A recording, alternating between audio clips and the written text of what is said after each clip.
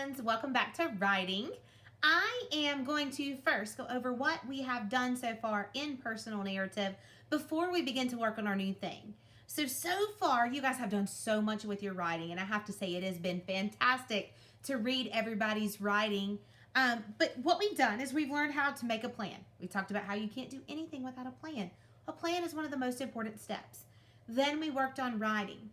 Last week, we looked at adding a description to the beginning of our story. And also, we started talking about one of the best parts of writing is unfreezing our characters. And we made our characters talk last week by using dialogue. And you had to add in a piece of dialogue, which is talking, last week to your writing. And we talked about this, where when you add in dialogue, you make your characters talk, you must have quotation marks around what the character is saying. Okay? And so that's where we're at. So now we're going to go back to that same personal narrative story, and we're going to do a little more editing. Remember, real writers edit their writing several times before it ever becomes a real published book. One of the tools that we use for editing is different colored pens or colored pencils. So if you do not have your writing journal and you do not have an editing tool, please pause the video and make sure that you have those things so that you're ready to go with us as we continue with our lesson. All right, so today I have a blue pen. It's a color I've not used yet. It's very handy if you use a color that you've not used yet in your writing. And what I want to talk about today is adding description, really giving good details. And when we add description and we give those really good details, we're going to do some of these other components of unfreezing our characters. We're going to make our characters move. And I'm going to talk about how to do that in our writing. We're also going to do a show, don't tell. Now you think about show and tell, but we want to show characters' feelings and emotions, not just tell what they are. And so those are some things we're going to do moving forward. All right. Well, today you're going to go back to that same story that you've been editing. The one where you went back on page 1 and you added a description beginning, where you went in somewhere in your story and added in a line of dialogue. We're going to go back to that same story today. And what we're going to work on today is adding more detail and description. Now remember, a personal narrative is an absolutely true story about you. I was not with you there at the time of your personal narrative. Your friends were not with you there at the time of your personal narrative. It was just you. And good writers use careful word choices that help to paint a picture in the reader's mind. They help us as we're reading to close our eyes and to see exactly what's going on. We talked about using our senses when we wrote our description in the beginning.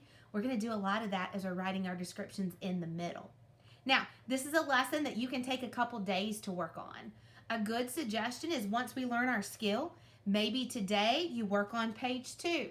Tomorrow, work on page 3, work on page 4, then maybe the last day, work on page 5 and read through it. You pace this week how you need to work on, because the lesson will apply to each page, all right? But I'm going to focus in on my writing, and I want to refer back to that wonderful story we've read a few times called Owl Moon, all right? And we looked at the beginning of Owl Moon, and we talked about description, but I just want to share that with you one more time just because it was so good. It says, it was late one winter night, long past my bedtime, when Pa and I went owling. There was no wind. The trees stood still as giant statues, and the moon was so bright the sky seemed to shine. Somewhere behind us a train whistle blew, long and low, like a sad, sad song. Now, this beginning page, the author, Jane Yolen, used her senses to describe what it was like around her, okay? And we did that when we wrote our beginnings, but it's always good to look back. I want you to listen to the second page and see if you hear description in here. I could hear it through the woolen cap Pa had pulled down over my ears. A farm dog answered the train, and then a second dog joined in. They sang out, trains and dogs, for a real long time. And when their voices faded away, it was as quiet as a dream. We walked on toward the woods, Pa and I. Oh, I love how she described in here how the dogs sang with the train and how you could hear the two of them singing together for a long time. When we go to our next page, she's describing what it's like as she's walking through the snow. She says, our feet crunched over the crisp snow, and little gray footprints followed us. I love that sentence because many times in our writing, we would say, we walked in the snow. We saw footprints or we left footprints. But instead, she talked about the sound her feet made. Our feet crunched over the crisp snow and really described what that snow was like. And little gray footprints followed us. I thought that was a creative way. Instead of saying she left footprints, the footprints followed them. Pa made a long shadow, but mine was short and round. I had to run after him every now and then to keep up, and my short, round shadow bumped after me. I love in this section how she describes how her shadow is following her, and instead of saying my shadow was right behind me, how her shadow bumped after her, and describing that her shadow was short and round, but her paws was very tall and long. You know, and that's difference in size from a girl to an adult. All right? And so in our story, we find a lot of description. So I want to talk about how we can describe things and events within our stories. So I'm going to go back to my story about how I almost got eaten by a bear. And I want to add in some description. I want to show you how to do that today. All right? So I'm going to go back, and we always want to kind of start from the beginning so we remember exactly what we have in our story.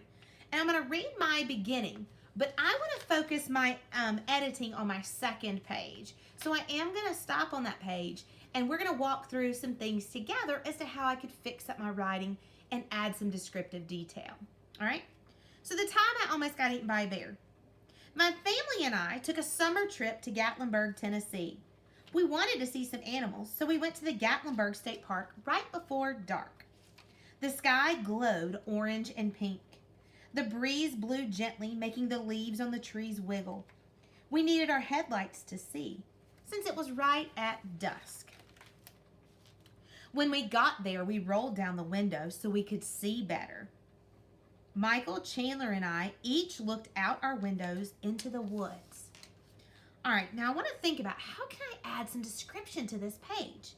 Well, I said when we got there, we rolled down the window so we could see better. What were some things maybe that we saw? Do you think that would be a good detail to add? I think you're right. All right, so it says that, let's see, we got there, we rolled down the windows to see so we could see better. Michael, Chandler, and I each looked out our windows into the woods. Okay, I could add in when we rolled down the windows, because my window screeched. It went a little bit on its way down. So my window screeched as it slowly went down. Okay?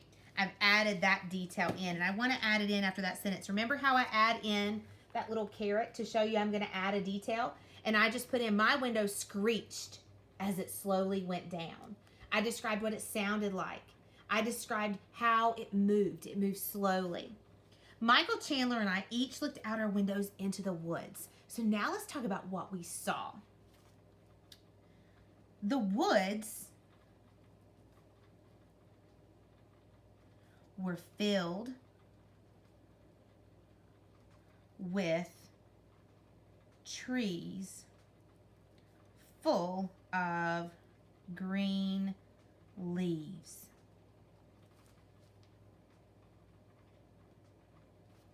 There were a few paths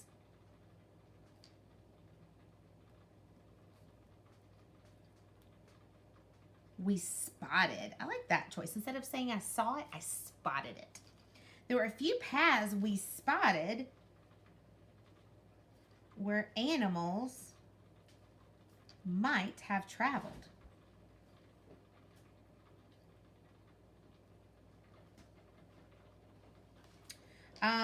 The ground. I want to talk about the ground. And so if we're out in the woods, we know that the ground is covered with sticks and dead leaves, and we can see dirt and things. So those are some details I want to add. So I'm going to say the ground was covered with brown dead leaves